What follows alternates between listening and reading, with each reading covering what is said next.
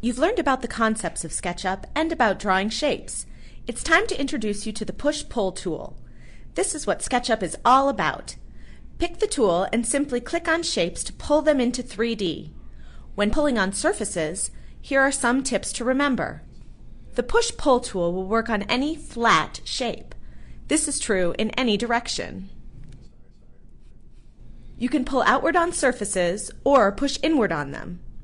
When pulling surfaces, the tool will always pull and push in a direction that is perpendicular to the surface.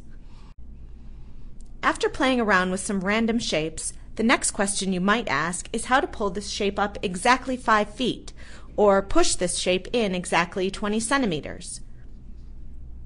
To be accurate in SketchUp, you simply start an action, then type in a value for it. That's it!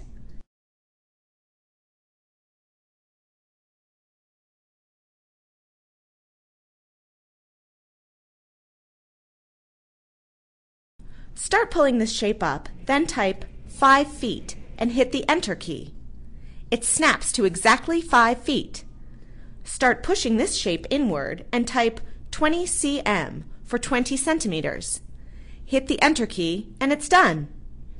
You can enter metric or imperial units. Here are some examples.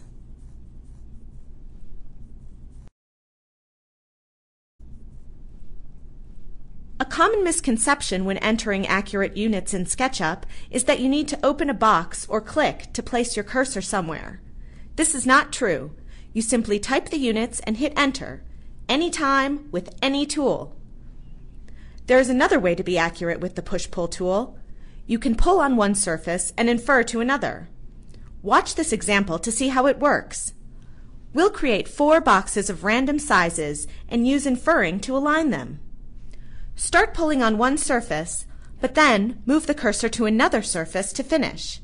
Click to start here, click to finish here.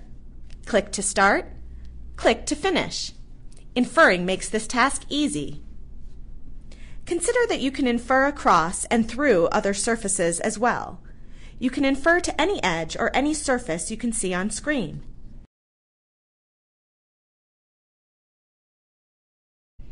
Another unique feature that you can accomplish with the Push-Pull tool is the ability to cut openings in objects.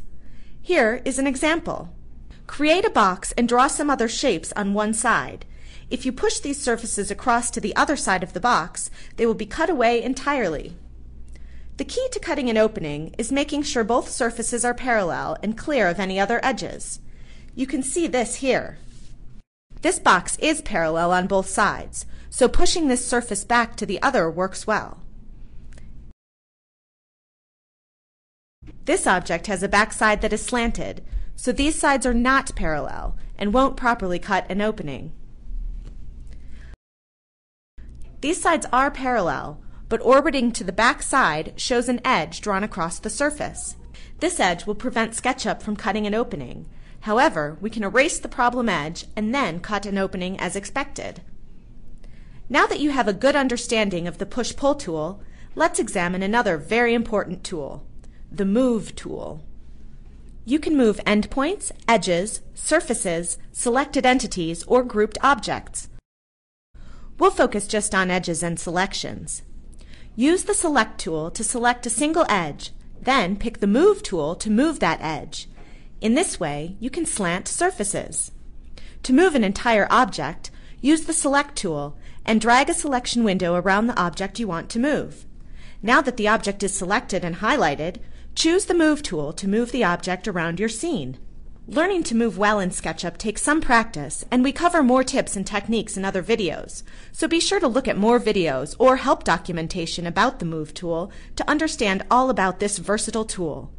Now that you understand the fundamentals about SketchUp, you are ready to try working and building in 3D.